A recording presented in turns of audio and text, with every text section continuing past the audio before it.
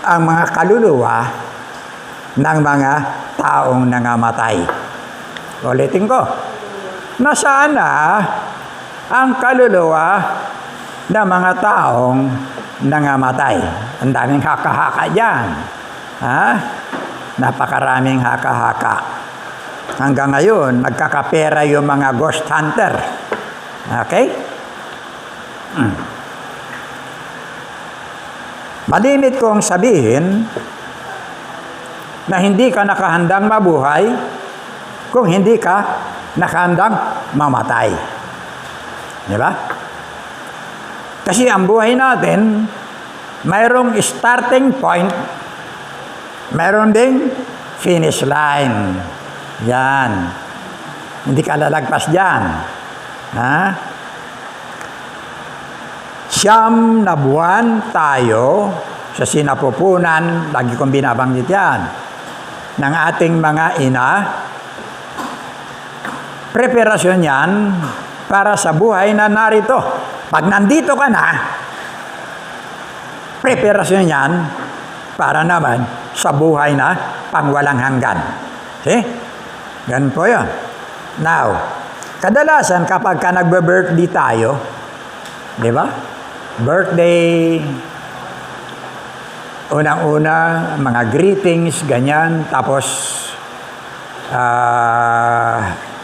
happy. Wala kang marinig na condolence. Meron ba sa birthday? Wala. Condolence, wala. Puro happy. Pero ang hindi natin alam, habang dumaragdag yung taon sa ating mga buhay, nagbabawas naman ng taon sa ating mga buhay, sa ating pananatili dito. Ganun lang yun. Nagdaragdag ka, pero nagbabawas. Yun ang bahagi ng ating mga buhay sa mundo pong ito. Yan. Now, una, mula pa noon, pinakita na po ng Biblia na ang tao ay mamamatay dahil sa kanyang kasalanan. Okay? Meron tayong Romans chapter 6, verse 23. Ang kabayaran ng kasalanan ay kamatayan. Nandiyan na ba yan? Ayan. Kabayaran ng kasalanan ay kamatayan. Yan po. So, kamatayang pisikal, kamatayang spiritual. Kamatayan na tinutukoy na paghihiwalay sa atin ng Diyos. No? Andiyan yan sa Psalms 59 verse 2. Hindi ko na nilagay dyan. No? Kamatayang paghihiwalay ng kabuuan ng pagkatao ng tao.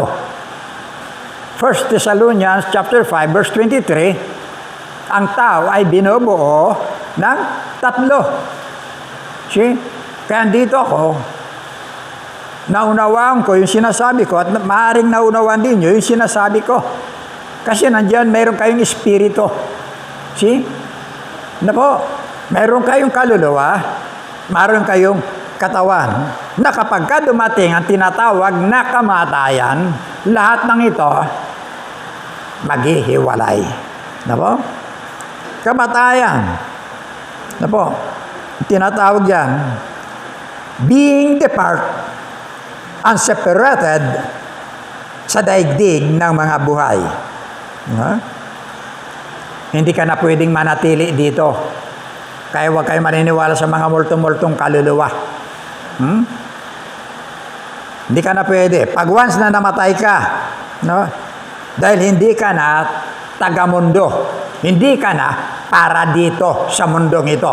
Ito ay lugar na mga buhay. No? Nakatulad po natin. Okay?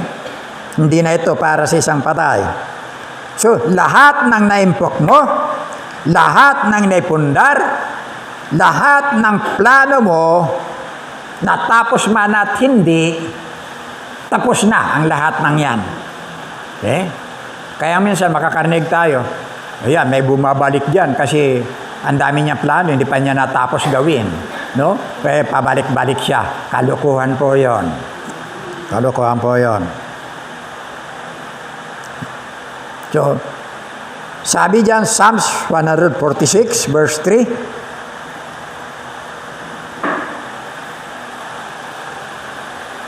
Sa mga pangulo'y huwag kang manghawakan. Tama ba yan? Psalms 146, verse 3? Hindi yata yan. Tignan mo nga, tama ba yan?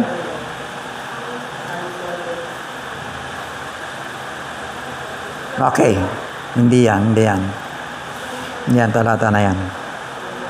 Job 14, chapter 14, verse 5. Sa simula pa'y itinakda na ang kanyang araw at bilang na rin ang kanyang mga buwan. Nilagyan mo na siya ng hangganan na hindi na niya kayang lampasan. Yan po yung buhay ng tao. Sa verse 6, Job chapter, verse 7 hanggang 10. Kahoy na pinutol ay may pag-asa, muli itong tutubo at magsasanga. No? Kahit pa ang ugat nito ay matanda na at mamatay ang puno na kinatatamnan niya, ngunit ito'y nag-uusbong kapag diniligan. Ito'y magsasanga tulad ng batang halaman. Ngunit ang tao kapag namatay, iyon na ang kanyang katapusan. Pagkalagot ng kanyang hininga, saan naman kaya siya pupunta?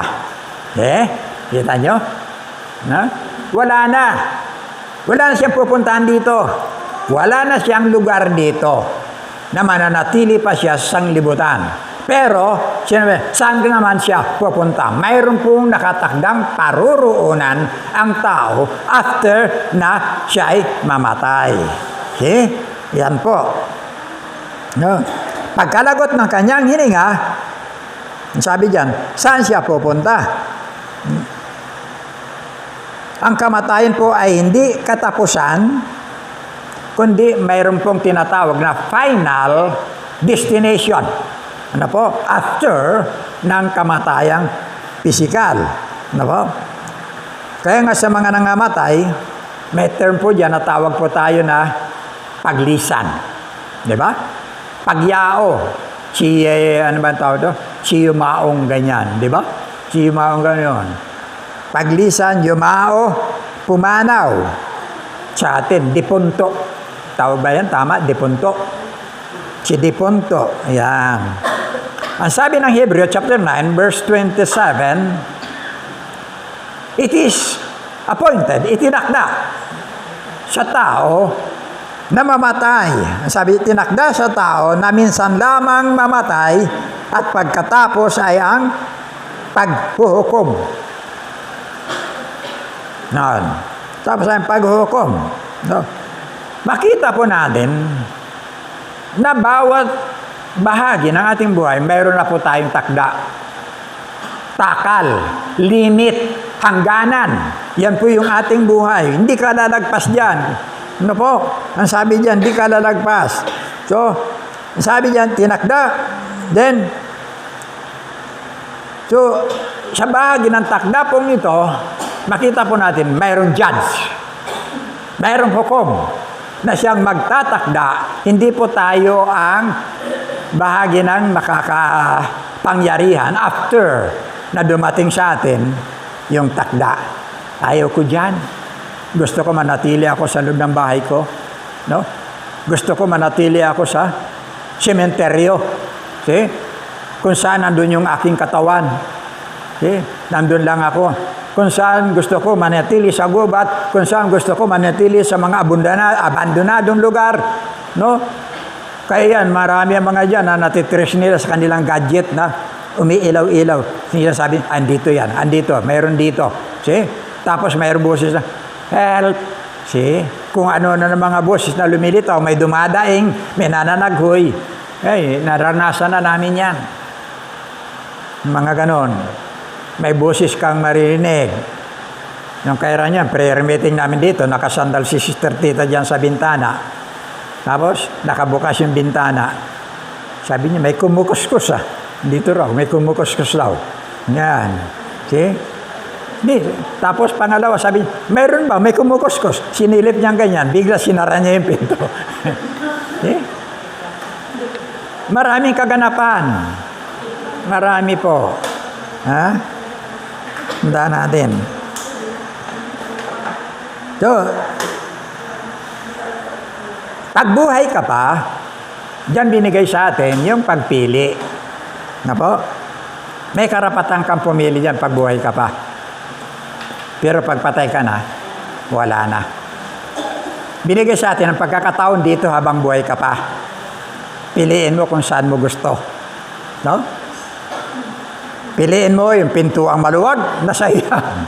Piliin mo yung pinto na masikip, nasa iyo yan. Pero after na wala na yung hininga mo, ang hatol sa iyo, hatulan ka na. Kung saan, yan ang pupuntahan mo. Ang sabi ng Matthew chapter 7, verse 13 to 14, dalawa lang yan.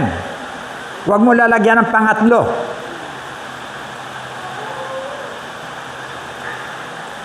Hanggang ngayon, ang dami naniniwala sa mga grabe. Ha?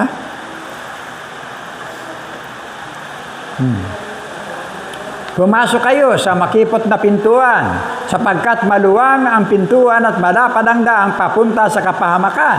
At ito ang dinaraanan ng marami. Grabe. Ipunin mo lahat ng relihiyon. Bilangin mo, sino may Kristo sa puso? Wala, kukunti lang. See? Verse 14, ngunit makipot ang pintuan at makitid ang daang papunta sa buhay at kakaunti ang nakakatagpo niyon. Makipot ang daan patungo sa buhay. See? Ang sabi diyan, 1:14, 6. Ito po yung ikalawang pinto. Yung unang pinto, hugos yan. Walang traffic. Ang dami pumapasok dyan. Walang ka-traffic. No?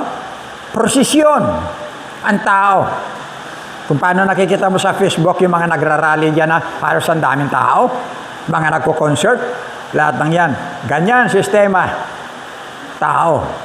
Na po, kapag may binubuhat na imahin, kita mo, punong-puno. Ang iba nag-aagawan para lang makasampa, makapunas ng kanilang Ganyan, karami. Maluwag ang daan patungo sa kapahamakan. Pero makipot ang daan patungo sa buhay na walang hanggan. 1:14-6, ang sabi diyan, sumagot si Jesus, ako ang daan, ang katotohanan at ang buhay. Walang makakapunta sa Ama kundi sa pamamagitan ko. Isa lang. See? Ang kipot niyan. Napakakipot. Isa-isa tayo. Hindi kumuha ako pastor. Membro ko kayo. Pasok tayo lahat. No, hindi. Isa-isa. Bahagi ng ating pananagutan sa bawat bahagi ng ating mga kaluluwa. See? Yun po yung makipot. Relasyon. Sabi niya, ako ang daan. Hindi niya sinabing nasa akin. Tandaan nyo, nasa akin ang daan. Nasa akin ang susi. Hindi. Nung kailan yun, nasa akin yung susi ng church. Tapos hindi ko na alam kung saan napunta. Nawala na. Ginagalugan ko na lang ng alambre para mabuksan yan. See?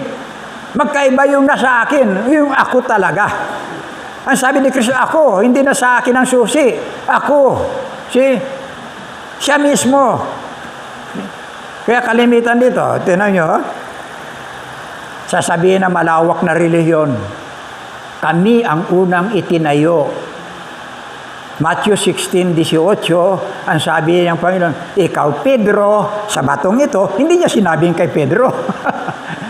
Ikaw Pedro, sa batong ito, tatayo ko yung aking iglesia. Sa batong ito, hindi kay Pedro. See? Sa batong ito. Kaya yung sabi nila, pag dito ka, ligtas ka. Yung iba din, ginagamit yung katagang iglesia, pag dito ka, umanib ka, pumasok ka dito, manatili kang kanin, ligtas ka, doon sa iglesia. Hindi diyan. Hindi diyan ang kaligtasan. Ang kaligtasan na kay Kristo. Nakikita niyo kaibahan?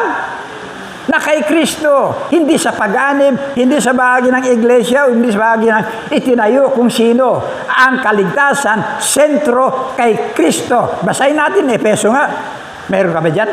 Efeso 5:23. Puro mga minamahal, doktrina itong pinag-aaralan natin, ha?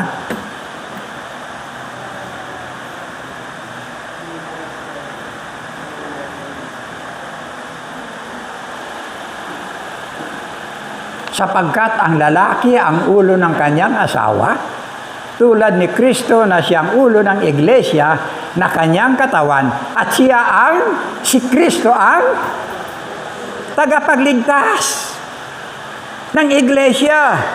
Ang iglesia hindi tagapagligtas. Kahit na maging membro ka dyan, kaya sinasabi ko, hindi makakaligtas sa inyo ito. No? Ang makakaligtas sa inyo, yung pinangangaral ko ngayon. Yung talagang pinto.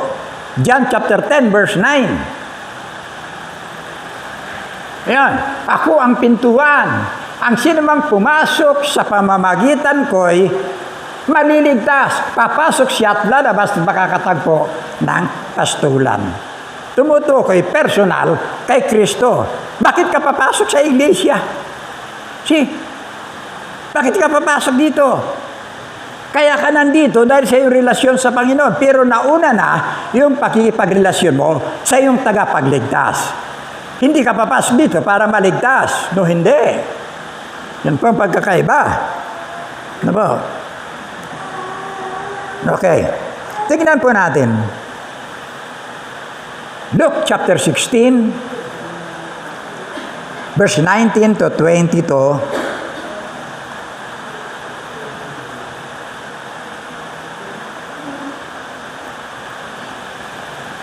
Ayan. May isang mayamang laging nakasuot ng mamahaling damit at saganang-sagana sa pagkain araw-araw. Isa namang pulubing nangangalang Lazaro, natadtad ang sugat sa katawan at nakahiga sa may pintuan ng mayaman. Sa hangad na matapunan man lamang ng mga mumong nahulog mula sa hapag ng mayaman, at doon nilalapitan siya ng mga aso at dinidilaan ang kanyang mga sugat. Yan na, namatay ang pulubi at siya'y dinala ng mga anghel sa piling ni Abraham. Hello?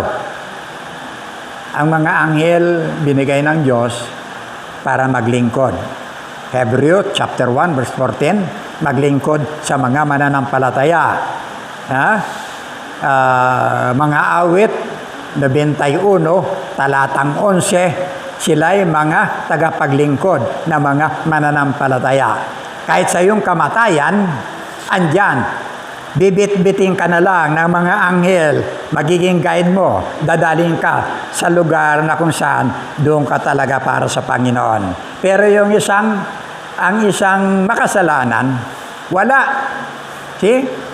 Kaya, kung titingnan nyo, sino ito mga ito na mga nanggugulo dyan? May lumang bahay dyan na hindi matirhan kasi yung mga nagtira dyan, lumalayas ka agad. Kasi may nanggugulo dyan. Sino yung mga nandyan? Isipin, mga multo. Yan. Kagad-agad ang isip nila, kaluluwa, mga multo. Yan po. Pero dito, makita po natin dito, nung mamatay yung dalawa, yung isa kagad-agad, wala na, hindi na siya nanatili doon. Kung saan man siya umuwi, wala na. Dinala na siya ng anghel sa lugar na kung saan doon siya. Okay? Kaya kapag kaanak ka ng Diyos, tiwala ka lang. Tiwala ka.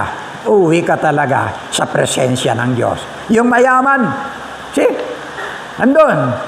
Ang sabi niya, tuloy natin sa verse 23.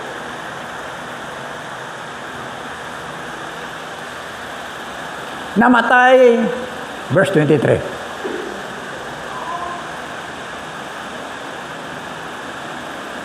Verse 23. 24 na yan.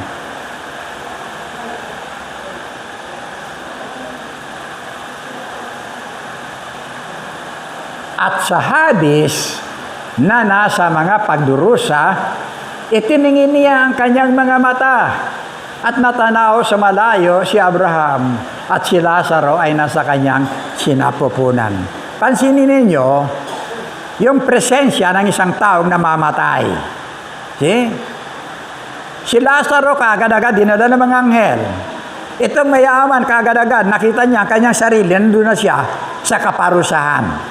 Verse 23, ang sabi diyan, at sa Hades na nasa mga pagdurusa ay tiningin niya ang kanyang mga mata at natanaw sa malayo si Abraham at si Lazaro ay nasa kanyang sinapupunan. Nandun pa rin yung kanyang buong kamalayan, nandun pa rin ang kanyang buong pagkakilala, nandun pa rin ang kanyang buong pakiramdam. Walang nawala, mas higit. Nakilala niya si Abraham na hindi na ito kapanahunan niya.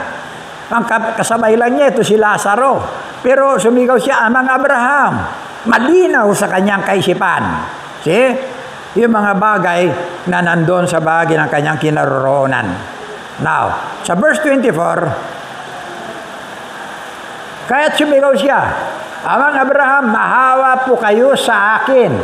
Utusan po ninyo si Lazaro na isawsaw sa tubig ang dulo ng kanyang daliri at basahin ang aking dila dahil ako'y naghihirap sa apoy na ito. It is appointed unto man once to die, and after that the judgment. Yun kaagad. Hindi mo na pwedeng iwasan yan. See, andyan na siya sa kahatulan, sa kamatayan na tinatawag. See? Ando na po. Pero makita natin, yung bahagi ng kanyang kabuuan, ng kanyang pakiramdam. Okay? Ang kanyang pananaw, mas aktibo. Ang kanyang memorya, kanyang pagkakilala, lahat. Na po, aktibo lahat. Now, kaya, sabi dito, paghiwalay ng iyong hininga sa iyong katawan, diretso ka na sa iyong destinasyon.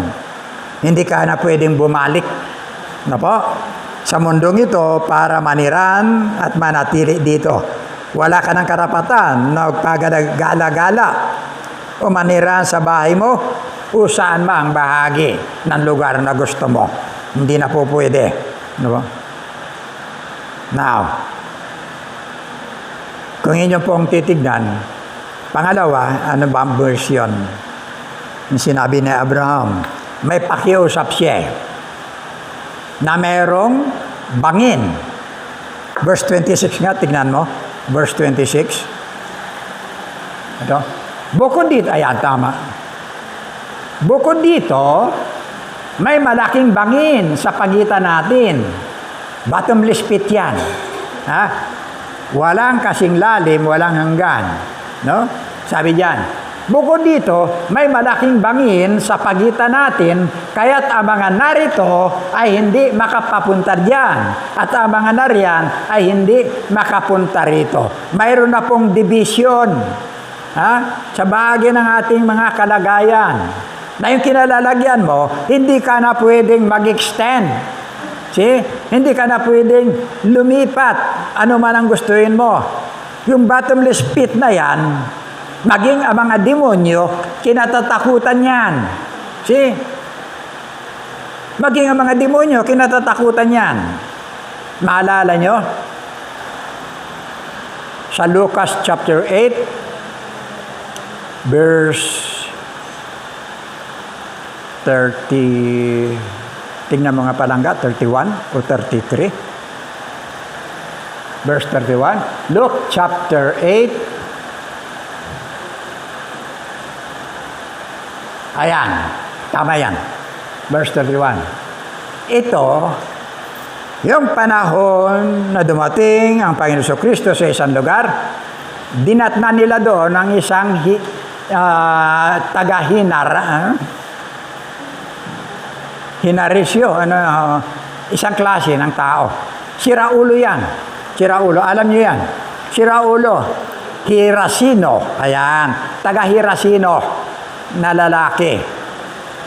Na sinasaniban ng maraming demonyo sa katawan. Ano? Maraming demonyo. No? Ngayon, nakiusap siya na kung alisin ang mga demonyo mismo, nagsasalita, na huwag silang itapon doon sa bottomless pit. Sabi niya, kung pwede, sabi niya, huwag mo kaming itapon doon sa bottomless pit. Itapon mo na lang kami sa bahagi ng pagpasok sa mga baboy. Naalala niyo yun? 2,000 na mga baboy, pumasok yung mga nanggaling sa loob lang ng isang katawan. See? Gaano karami ang demonyo? Marami. Yung mga sumasanib, kala mo iisa lang yan? Hindi. Marami. Kaya hindi mo kayang paalisin ang demonyo sa isang sinasaniban kung kulang ka sa prayer. Kailangan mo ang pwersa ng pananalangin at ang kapangyarihan ng ating Panginoong Jesucristo. Saka lang lalayas yan. Pero kung wala kang pananalangin, ako may relasyon ako sa Panginoon, kaya ko naku. Kalampagin ka dyan. Pagtatawanan ka lang. Marami yan. Kasi tuturuan ka pa ng demonyo. Pag sinabi sa pangalan ni Jesus, umalis ka dyan. Sasabihin sa yung demonyo doon sa katawan, kumplituhin mo. Kasi may Jesus na sa bungero. Sa pangalan ni Jesus, na taga Nazaret. See? Ganyan po yan. Tinatakutan ng demonyo, yung bottomless pit na yan, na nakapagitan kay Lazaro at kay Abraham. Bilangguan po yan ng mga espiritu. Na po? Naalala nyo, sa chapter 9 ng Revelation, dyan ang galing yung mga balang. Yan, sumulpot dyan, dumilimang sanglibutan. See? Tutuloy na lang natin yan, mga susunod. Okay? Now, bottomless pit. Na po? Nandiyan na po yan. Wala na pong tsansa na ang nangamatay na ang kanilang mga kaluluwa ay mayroon pang kalayaang bumalik sa mundo at manirahan dito. No more escape. No more one more chance. Wala na. Na po? Forever. Na po? Nandun ka na lang. Hintay ka na lang sa panahon ng paghukom talaga ng Diyos. No? Na lahat ng yan harap sa Diyos. Lahat. Yung nasa impyerno, hindi pa yan lahat, ha? Yung sa impyerno, yung Hades na yan, yung sementeryo lahat, yung mga nangamatay dyan. Alam ba nyo, may mga sementeryo yan sa ilalim ng dagat. Yung mga sementeryo, yung mga namatay sa dagat, yung mga pirate, pag namatay, dyan lang, iulog lang yan. Lahat. Yung mga lumubog na yan, lahat na yan, hindi na natagpuan. No? Lahat ng yan babangon. Kamatayan, daigdig na mga patay, at yung mga nandyan. Magsasanib lahat yun. Yan. Kung paano tayo nagsanib, ano po, pagdating ng rapture, katawan, espiritu, kaluluwa, bigla within the twinkling of an eye, pagkabuhay ng Panginoon, pagbalik niya, yan din ang magaganap. Kung paano larawan ng Panginoon nung siya'y mabuhay na maguli, yung kanyang sangkap. Sabay-sabay lahat. See? Ganon din ang nangyari, yung mga sa bosom of Abraham. Kaya may laman na yung langit. Nandun na sila. See? Ang dami talata na dyan, na may tao na sa langit. May mga banal na. Okay? Nagpupuri na nga sila doon sa langit. Pag binasa ng Revelation, nalalabas na ako sa tema ko. Pag binasa niyo Revelation chapter 4, yung pananambahan sa langit, tahimik lang sila. Sa Revelation chapter 4. Tahimik lang pananambahan doon sa langit. Andun yung kabanalan. Andun yung 24, yung mga alagad, at yung mga 12 tribes. Andun lahat. Walang sinabi niyo sa Biblia, see, wala akong nakitang magulo doon. Banal ang lahat. Ang Diyos nakaupo, ang Ama nakaupo.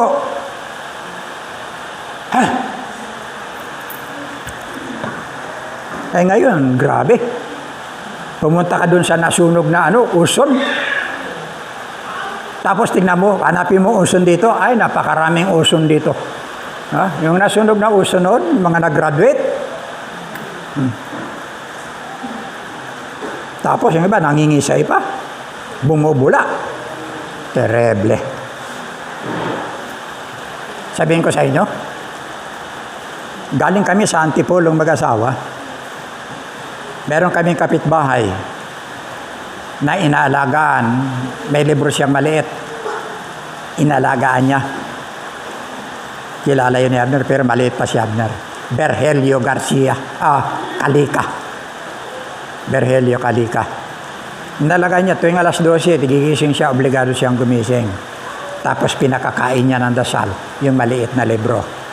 Dumating ang oras, pinasok siya ng mga demonyo. Ang lalaki na mga pamangkin niya, ang lalaki talaga. Yung alaala ko yan, mga si Bert Calika, no, ang lalaki niyan. Hindi nila kaya. Hindi nila kayang buwalin. Kaliit lang ng tiyuhin nila. Hindi nila kaya. Galing pa ako sa Antipolo. Pagdating namin doon, nakahiga siya sa papag. Nilapitan namin, nahiga sa kapag. Nawaan ko lang sa kamay. Kinausap ko ng mausay. Ganyan. Pinag-pray. Ganon lang kasimple. Bumula na yung kanyang bibig. Sumuka na siya. Ganon kasimple. Kapag ka nakalaan ka para sa Diyos, makikinig ang dyablo. Kaya niyang patayin lahat ng ilaw natin ngayon. Ang dyablo, kaya niya. Nangyari na yan sa amin. Pero hindi siya nagtagumpay. No? Para makawala lang yung kanyang sinasaniban. Okay? Now, so, dito po, sa panahon ito, makikita po natin yung kanilang katayuan, wala na pong tsansa ng mga nangamatay na mga kaluluwa ay mayroon pang kalayaang bumalik sa mundo at manirahan po rito. Na po, ang mga tao, na po, nananiwala po rito, na po, nakakalungkot. Nakakalungkot po. Alam po niyo, maraming mga tao na hindi nagbabasa ng Bible, hindi nakakahipo ng Bible. Magbasa mo ng Bible, iba pa rin ang kanilang paniniwala. Tinatangay pa rin sila sa mga haka-haka, mga kwento, mga pamahiin, paniniwala ng tao sa mga sinauna, paniniwala sa mga katuruan. Kasi, ng mga kanilang kinaaniban. Na po? So, ito po yung kanila. Yung sa tao. Kanilang paniniwala. Number 1, bawal magwalis pag may patay. Hindi ba? Takot sila na pag nagwalis sila,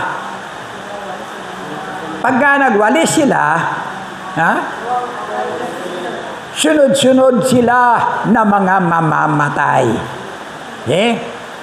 Yan po. Kaya bawal magwalis. Yan po.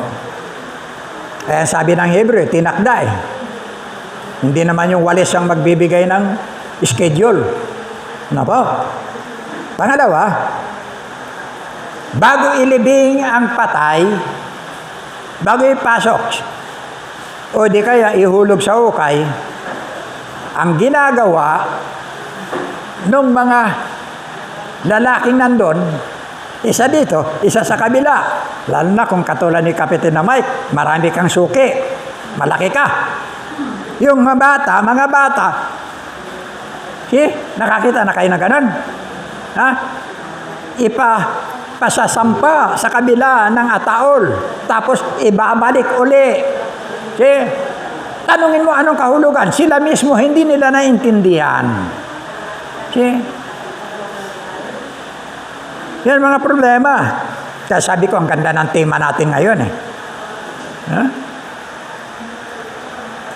Now, pangatlo, naalala ko, pumasok bigla. Pumunta kami ng Kanipo.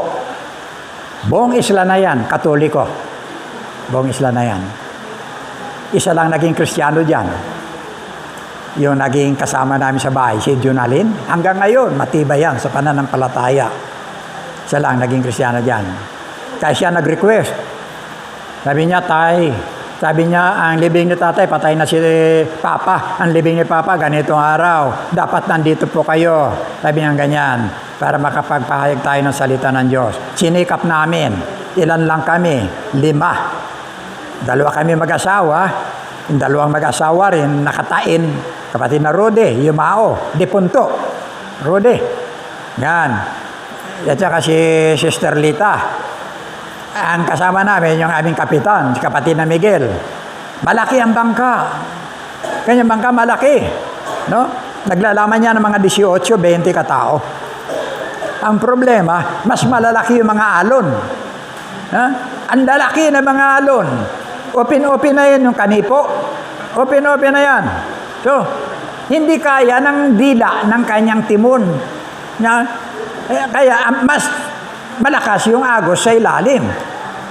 Kaya tinangay kami sa isang kabilang isla. Tanaw na namin, gabi na yan. Tanaw namin yung liwanag. Tapos nagano na kami sa cellphone. Andito kami. Sabi ni Jonathan, tay, marami akong kinakausap na malalaking bangka. Pero hindi kakayanin. Ayan.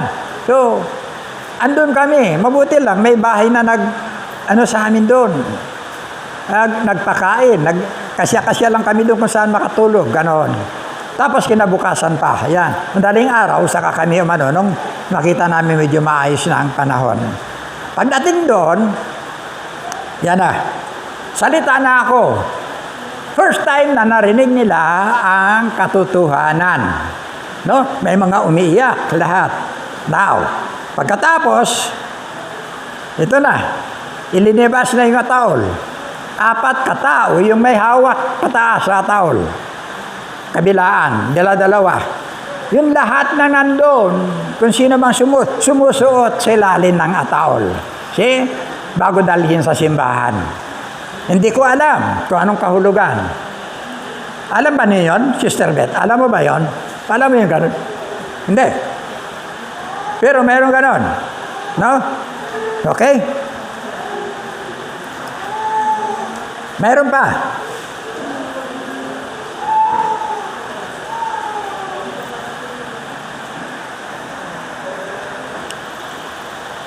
Yung bahagi, ano ba ito? Bigla kasi pumasok tong kanipo eh. Yun. Yung bang kapag ilalagay na, okay, ipapasok na. Yung, halimbawa, lalaki na matay, babae na iwan. Kapag kaganyan, iniiwasan nila yung sinasabing pagtungkaw. Ha? Sino naniwala dyan? Iniiwasan nila yung namatayan, pagtungkaw na ganyan, na mapatingin sa'yo. Ikaw ang susunod na mabibiyoda. Totoo yun. Totoo yan. Buong Palawan yan, naniniwalang ganyan. Lahat. Kaya makikita nyo, pagka oras na ng libing, dati ang dami yan, dami pakipaglibing. Pag inilalagay nyo, makikita mo, wala na, kukunti na lang yung mga nandyan. Takot sila na baka tumingin yung namatayan dahil ikaw ang susunod. See? Mga bagay na wala sa Biblia. Wala sa Biblia. Meron pa akong nakita sa Tondo. Lipas na yung patay. Sabi ko nga, tumutulo na. Grabe. Andun, palibasay, Barberia. Barberia yung namatay. Di siyempre, paikot ng salamin. Tapos sa loob ng bahay niya, marami rin mga salamin. Pero pagdating doon, makikita mo, lahat ng salamin, natatakpan ng kulay itim na tela. Kasi ang paniniwala nila, pagdating na 3 araw, pag nanalamin ka, yung katawan ng namatay, yung mukha ng namatay, yun ang makikita mo. Ang daming haka-haka na gawa ng tao. Ano po? Napakarami. Ano po?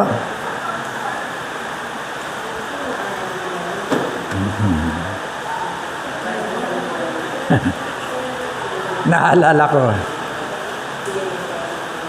may namatay sa Pakil, Laguna. Mananampalataya na siya. Pagkatapos, hindi buong pamilya, iilan lang mga anak niya. Asawa niya, unbeliever pa nga eh. Sabi ni Pastor Jan, kararating ko lang yan, galing dito. Sabi ni Pastor Jan, Pam, baka pwedeng kasi ngayon ang libing yan, ikaw na magsalita. Hindi na yan idadaan sa simbahan. Ayaw nilang pumayag sa simbahan natin, ayaw rin nilang pumayag. Kasi siyempre, ibang ayaw rin nilang pumayag sa simbahan ng Katoliko. So, sa bahay na lang, tuloy na sa sementeryo. Pagkatapos ko magsalita, yun na. Kalalabas lang namin, Pastor Jan, grabe yung galit nung hinawakan ba naman yung baso at saka mangkok yata, yung kristal, transparent, tsaka yung baso. Binato na ganyan. Tapos sabay sara ng pinto. Sinara. Nagulat ako. Sabi ko, grabe. Matindi ang galit nila sa atin. Sabi ni Pastor Jan, hindi. Binabasag nila yung kamatayan. Sinasara nila ang pinto para wala nang papasok. Hindi na makapasok. Ganon. Yung mga tradisyon, mga paniniwala, mga pamahiin pagdating sa kamatayan. No? Okay. Bukod dyan,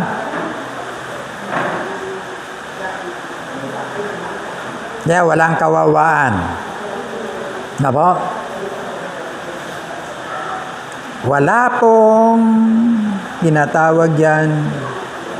Naalala ko, 1972, maaga pa ha? Maaga pa. Alas 10 pa lang. 1972, sa Caloocan kami, maliit pa si Abner, padidiin pa lang yata. Yung buhay namin dyan, bahay namin dyan, istambayan kami. Yung mga pare. Yan. Kaibigan ko yung mga pare. 8 pare yan. 7 yung mga pare na ordinahan, isang paring pinaka mataas sa kanila na nandun kasama nila. Bago sila ordinahan, 1 year, pinatitira sila sa labas. Nakuha nilang bahay na malaki, doon din kami nakatira sa likod. Dugtong lang yan. Dugtong. Ngayon, andyan sila. Banal sila pag linggo. Susuot sila ng tapos ina-assign sila sa mga simbahan. Pero pagka-araw, grabe ang kanilang buhay. Andyan yung beer house, nandyan yung lahat. Andyan ang sine, andyan, sige ang pausap nila. Nandyan, hindi sila nawawala ng mga street side na mga inumin. Totoo po yan. Totoo yan. Franciscans. Mga Franciscan. Dominican. 2 lang naman yan. Tingnan po ninyo. Now, andun sila lagi, nakastambay sa bahay, sa loob.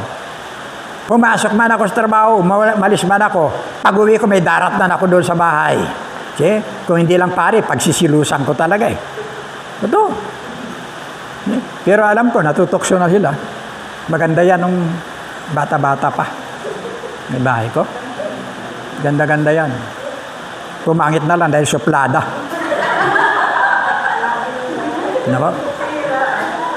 Okay? Nasaan na tayo? Bukod doon, barkada ko. Hindi barkada sa kasamaan, Gusto nila makisama sa akin dahil bukod sa, ako talaga, ako. Gusto nila makisama sa akin. Parang yung boy next door. Ganyan ba? So, gusto nila talaga yan. Mga kursilista. Ang dami nila niyan. Puro magaganda boses niyan, mga kursilista. Yung, hindi na nyo alam yan Yung, de colores,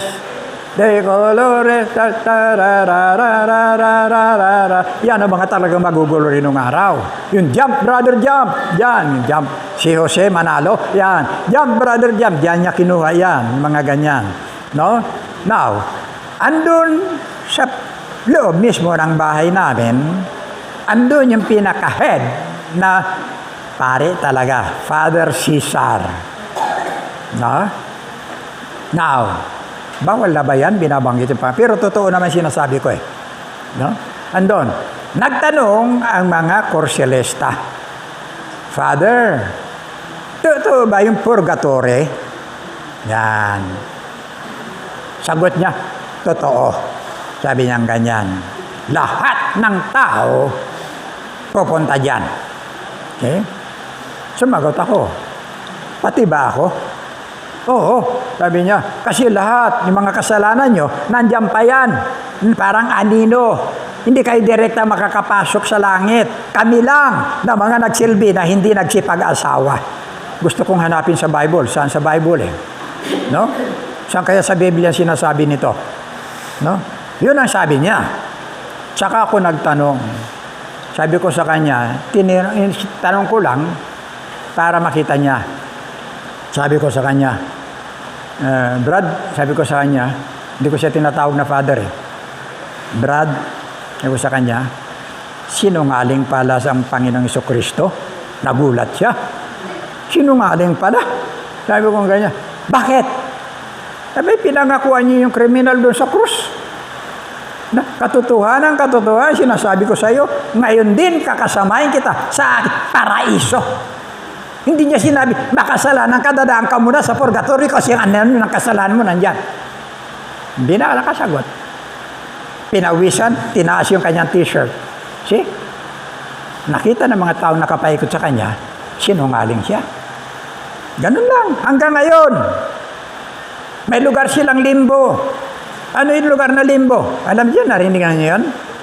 Limbo? Oh, hindi niyo narinig yung limbo? Hindi yung limbo rock. May limbo rock yung ganyan-ganyan. Hindi yun. Limbo. Lugar na pinatutunguhan. Tanong nga kayo sa mga Katoliko talaga. Punta kayo dyan simbahan ng pare. Tanong nyo, anong limbo? No? Limbo, lugar yan na kung saan nasasadlak ang kaluluwa ng mga bata, ng mga sanggol na hindi nabinyagan. Diyan yan. Yan ang paniniwala nila. Ha? Na mali na naman, pag binasa mo sa Biblia, Mark chapter 10, verse 13 to 14,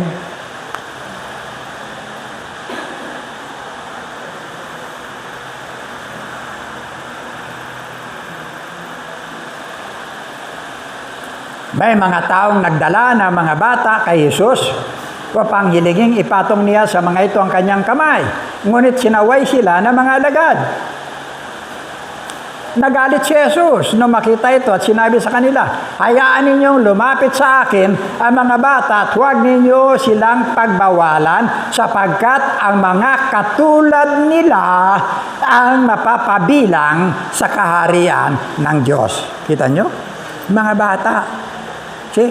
Bakit? Ano ba yung mga bata? Kumpara kay pastor.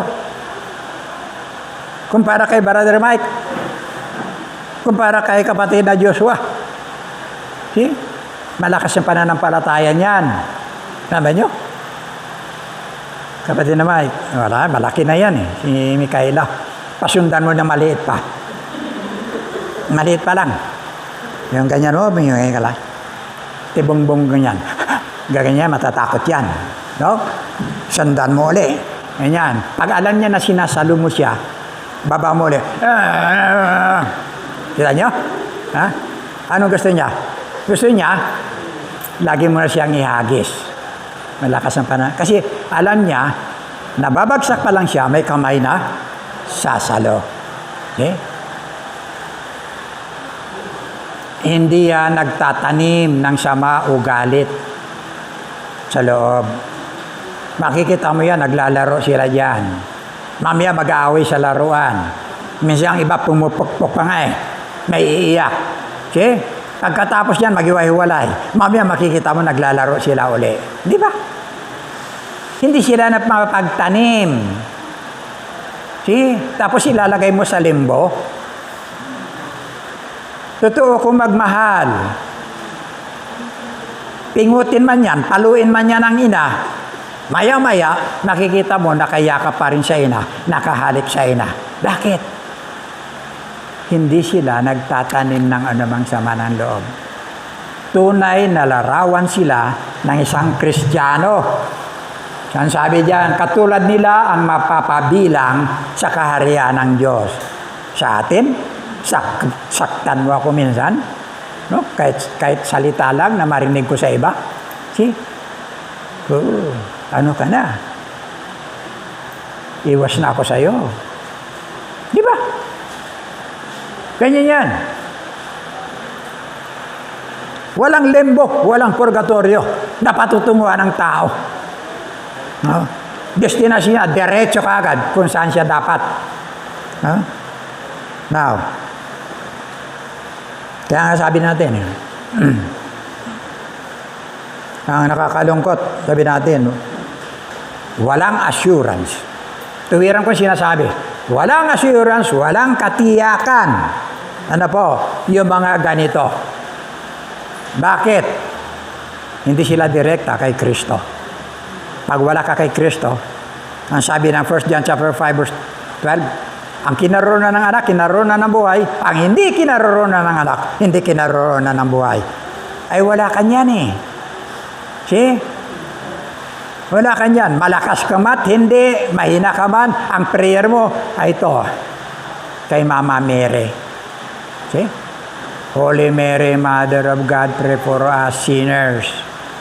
Now, and at the hour of our death. See?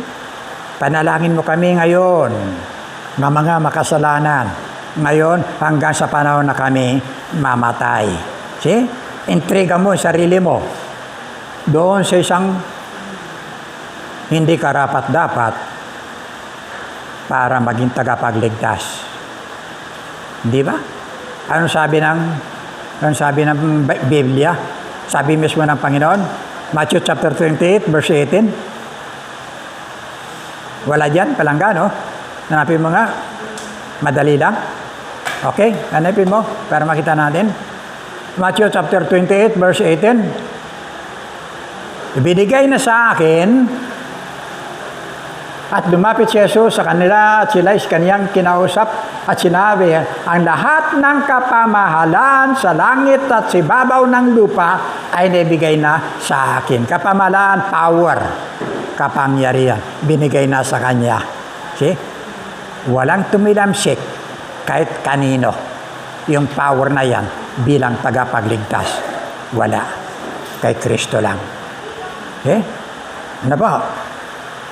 Okay? Now, pangalawa, pansinin ninyo, nakadepende lang sila sa bahagi ng prayer. Diba? Pagkalagot ng hininga, nakaburol pa, nalinis lang katawan, nakaburol pa dyan, unang gabi, start na sila. Yan. Tori ni David, panalangin mo kami. Tori ni David, panalangin? Paano makapanalangin Tori ni David? Andun yan sa prayer nila. Oh. Nakikita niyo mga kamalian, mga minamahal. No? Andiyan pa, nailibing na, naagnas na, wala na, kalansay na, bumalik na sa pagkalupa. Sige pa rin. Depende sa iyo na namatayan dahil magbabayad ka. Yun na ano doon. See? Ang tanong, kailan? See? Pagkatapos, makikita mo, pag-birthday. Happy birthday in heaven. See? Nakikita niyo yung diferensya? Bakit ka pa magpapadasal tapos babatiin mo ng happy birthday in heaven? See? Niluloko mo sarili mo.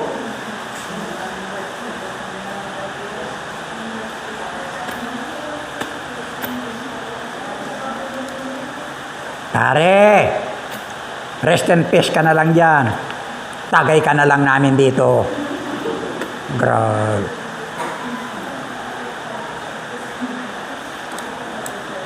Okay? Mga tradisyon. Tingnan nyo ha. Ang dami natin tradisyon na inakap. Singit ko na lang to ha. Valentine's Day. Happy Valentine. Sino si Valentine? Sino si Valentino? Ang Diyos ang pag-ibig eh. For God so loved the world. Eh? Fiesta ng patay. Hindi yan sa atin. Pagano yan? Fiesta ng patay. All Souls Day. Araw ng mga kaluluwa. See? Walang fiesta maging sa Lumang Tipan. 7 lang ang fiesta sa Lumang Tipan. Pentecostes, tolda, fiesta ng mga tolda. Fiesta ng mga tinapay na walang libadura. 7 lang ang fiesta diyan.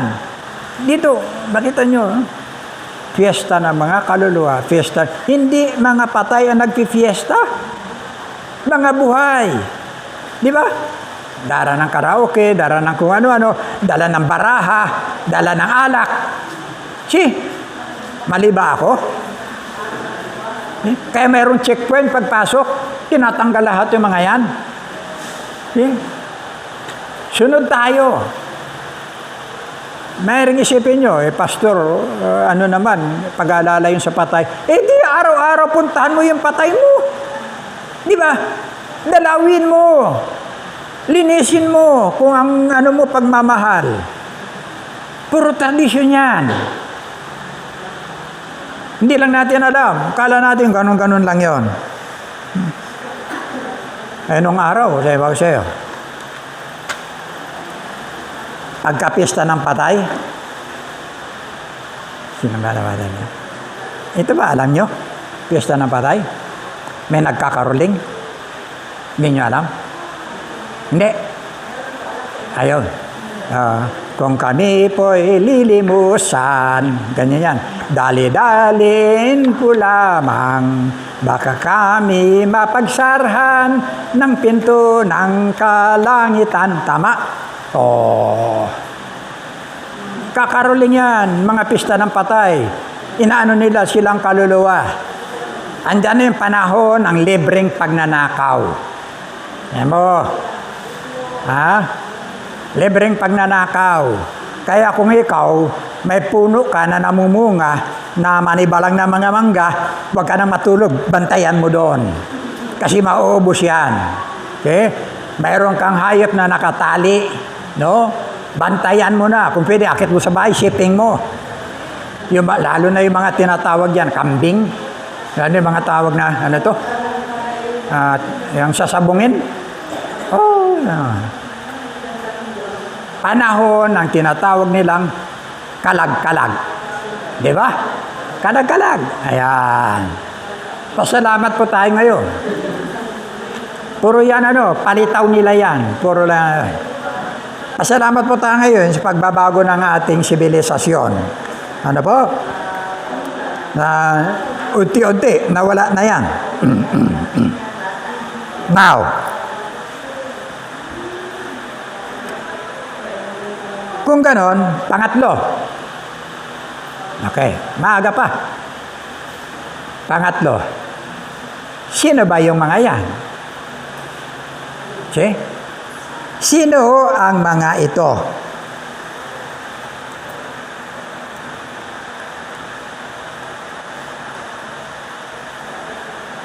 Na ang iba nagpapakita sa iba't ibang forma, ang iba nagpapahiwatig, ang iba nagpaparamdam, ang iba sa iba-ibang pamamaraan. Yung lugar ko dun sa Colyon, napakarami yung kasama ko dun.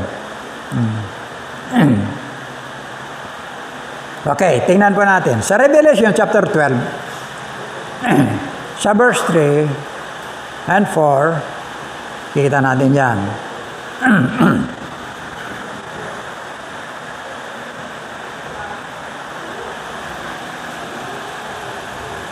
Isa pang palatandaan lumitaw sa langit, isang malaking, napakalaking pulang dragon. Mula sa langit yan, tinutukoy diyan si Satan. Ito ay may 7 ulo at 10 sungay at may korona ang bawat ulo. Tinaradkad ng kanyang buntot ang 3 bahagi, 1/3 ng mga bituin sa langit at inihagi sa mga yon sa lupa. Pagkatapos, tumayo ang dragon sa paanan ng babaeng malapit ng mga anak upang lamunin ang sanggol sa sandaling ito ay isilang. Mga bituin, 1/3 ng mga bituin ay kumakatawan, tumutukoy sa mga anghel na follower niya. Na inalihaw ng kanyang buntot, bumagsak lahat dito sa lupa. Yan na po yung mga nandito ngayon. No? Pag sa Ephesians chapter 6, verse 12,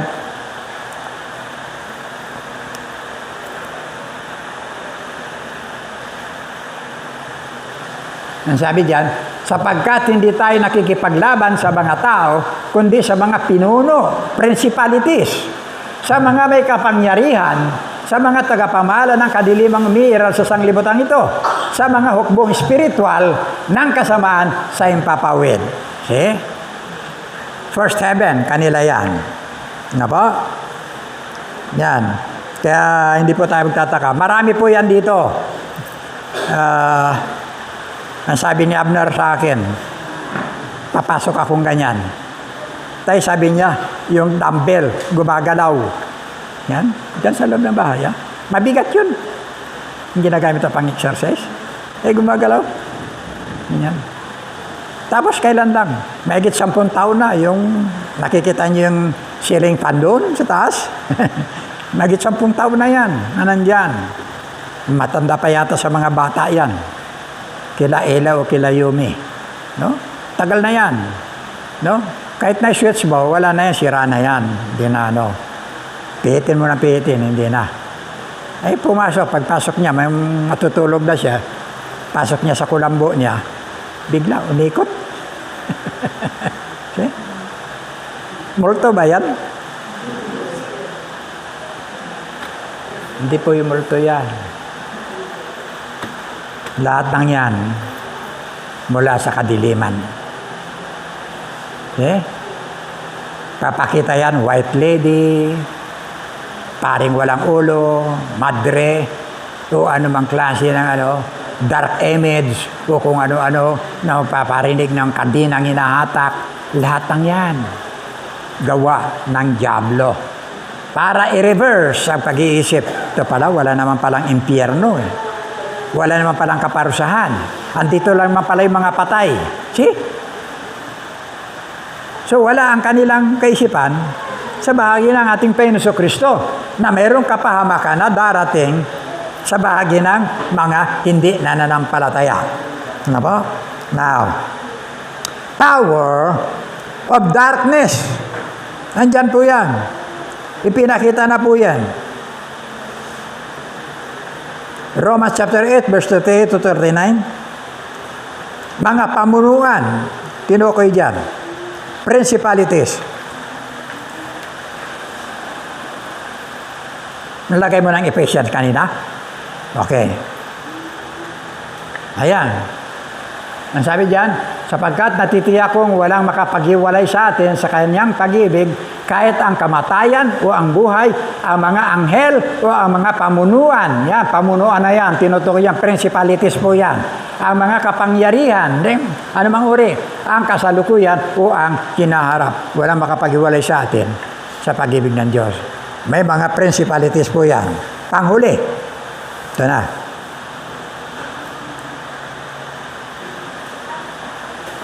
Mayroon pong katuruang wala pang umakyat o laman ang langit. Nasa na ngayon ang mga kaluluwa? MCGI, napakalaking organisasyon yan. Pero ang doktrina ng kanilang tagapanguna namatay na ngayon. Wala pang umakyat sa langit. See? Asan na sa kayang kaluluwa niya ngayon? Yun ang magiging problema niya. See? Kinukontra niya yung katotohanan sa Biblia. Yung kapangyarihan ng Diyos, ng ating Panginoon Kristo. No? Okay? Sabi niya, John chapter 3, verse 13, yan.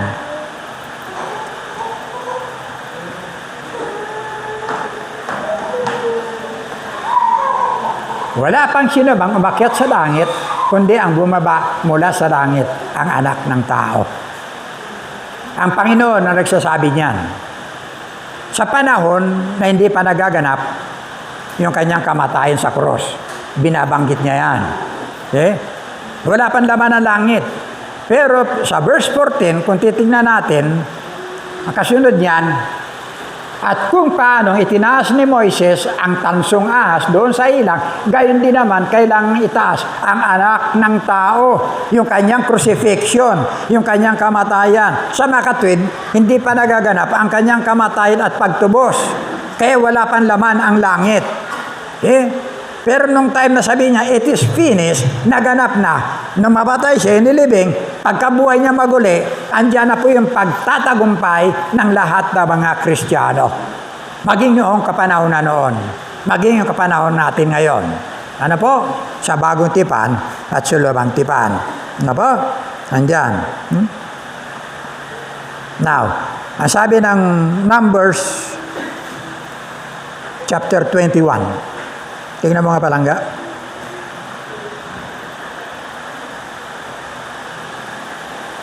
Yan. Mula sa bundok ng Hor, nagpatuloy ang mga Israelita patungong dagat na pula upang iwasan ang Edom. Subalit nahinip sila sa pasikot-sikot na paglalakbay. Nagrereklamo sila sa Diyos at kay Moises, inilabas mo ba kami sa Ehipto upang mamatay lamang sa ilang na ito? Wala kaming makakain ni mainom, suyang-suya na kami sa walang kwentang pagkain ito. Dahil dito, pinadalhan sila ni Yahweh ng mga makakamandag na ahas at maraming Israelita ang mga natuklaw ng mga ito at namatay. Kaya lumapit sila kay Moises, sinabi nila, nagkasala kami kay Yahweh at sa iyo. Ipanalangin mo kami na kanyang paalisin ang mga ahas na ito. Nanalangin nga si Moises para sa Israel. Verse 8. At ganito ang sagot sa kanya ni Yahweh, gumawa ka ng isang ahas na tanso. Ilagay mo yon sa dulo ng isang mahabang kahoy. Sino mang matuklaw ng ahas at tumingin doon ay hindi mamamatay. Ganon nga ang ginawa ni Moises, kaya lahat ng natuklaw ng ahas ay tumitingin sa ahas na tanso at hindi nga namamatay. Okay? Wala na, yun lang. Okay. Ipinakikita ang larawan ng crucifixion ng ating Panginoon Kristo. Kaya doon sa talatang 14, sabi doon, kung papaano itinaas ni Moises yung ahas na tanso sa ilang, gayon din ang anak ng tao. No? Magaganap ang kanyang kamatayan. Kaya niya binanggit, hindi pa nagaganap ang kanyang pagtubos. See? Wala pang laman doon. Pero nung maganap na ito, yung kanyang kamatayan, makita natin, shortcut na tayo. Sa Matthew chapter 27, verses 51.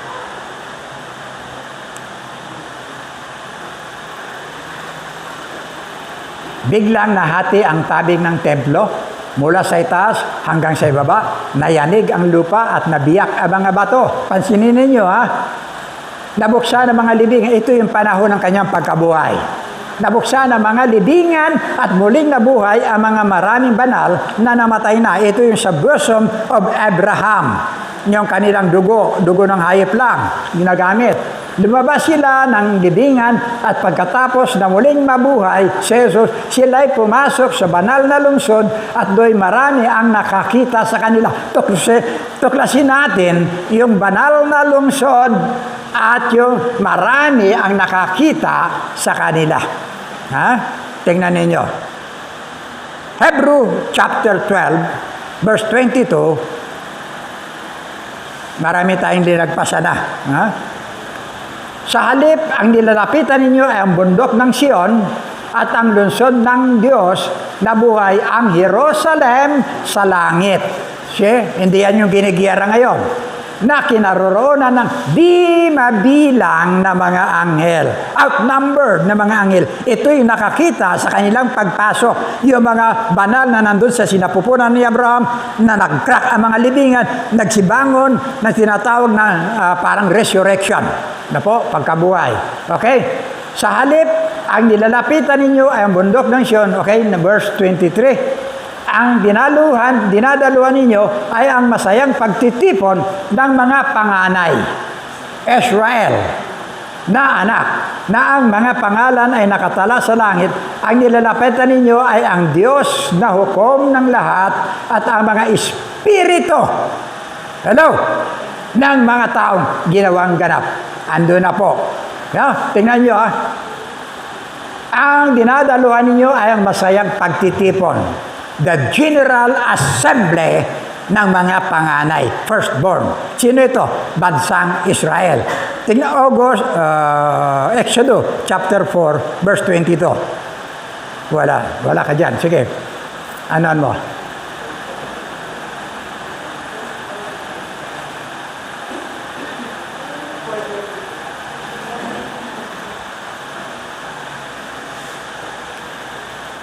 At iyong sasabihin kay Faraon, ito nung utusan si Moises na bumalik doon. At iyong sasabihin kay Faraon, ganito ang sabi ng Panginoon, ang Israel ay aking anak, aking panganay. See? Yung ang mga nagkakatipo na ron, yung nag-crack ang mga libingan, basyo na po, yung tinatawag na sinapupunan ni Abraham. Wala nang laman yon. Wala na. Inaakyat na ng Panginoon lahat yon. See? Ando na yun. May laman na ang langit. Pati yung mga tinatawag na espiritong pinapaging ganap. Ito po yung sa bagong tipan. See? Andiyan na si Manang Maret. Andiyan na kung sino-sino, mga Kristiyano na mga matay. Andiyan na. Sa lugar na yan. Na po, bagamat hindi pa sila glorified body, nakatulad nitong mga nauna. Pag dumating ang Panginoon, makikita mo, kinu-question natin, kung nandun na pala, bakit pa kinakailangan pagkatapos magra-rapture pa, nandun na pala yung mga kaluluwa. Kaluluwa pa lang yun. Iwahiwalay din ang Panginoon. Yung kanyang kaluluwa, pumunta ron sa ilalim, nangaral doon, sinumbatan yung mga nandun. See? Yung kanyang espiritu, pinagtagubili niya sa Ama. Yung kanyang katawan, inilibing ni Nicodemo at ni Joseph Arimathea. Pero nabuhay siya. Bigla. See? Lumindol ng malakas. Nag-crack yung mga libingan. Yung mga bantay doon, nangabuwal na sabi ng talata, parang patay. See? May laman ng langit. Ito mga nagtuturo, marami yan. Tinuturo, wala pang laman ng langit. Mayroon na. Anong sabi ni Apostol Pablo? Philippians chapter 1, verse 23.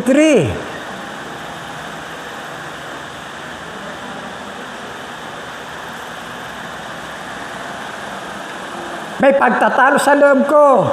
Nais ko nang pumanaw sa mundong ito upang makapiling ni Kristo. See, yung pagiging absent mo dito, present ka sa Diyos. Yun ang panahon na present ka sa Diyos. Makapiling si Kristo sapagkat ito ang lalong mabuti sa akin. See? Ando na yan. Pag binasa niyo 2 Corinthians chapter 5, verse 1, tuloy-tuloy yan, makikita niyo. Sinabi, masira man ang tulda natin dito. Meron tayong bahay sa langit, yung sa ating katawan. Kung ano mang klase ito, hindi ko alam. Hindi ko alam. Pero ang tiyak, pupunta ka sa langit na ngayon. See? Kaya mamatay ka man, hindi ka na mabubuisit dyan. Hindi ka na maglipana dyan. Kahit sino dyan. Ando na sila sa pagdurusa. Kung mayroon man dyan, nanduloko sa'yo. Lahat yan. Demon. Power of darkness. Nakukuha po ba natin? Puro multo. Totoo yung multo. Kaso lang, mga evil spirit. Pero isang bagay, hindi sila pwedeng manakit ng isang anak ng Diyos. Yan ang totoo. Hindi sila pwedeng manakit ng anak ng Diyos. Templo ka na ng banal na spirit. Templo ka na ng Diyos. Andyan lahat yan. Yung kabuuan ng Godhead nasa iyo. See? Ano sabi ng 1 Corinthians chapter 3, verse 16 to 17?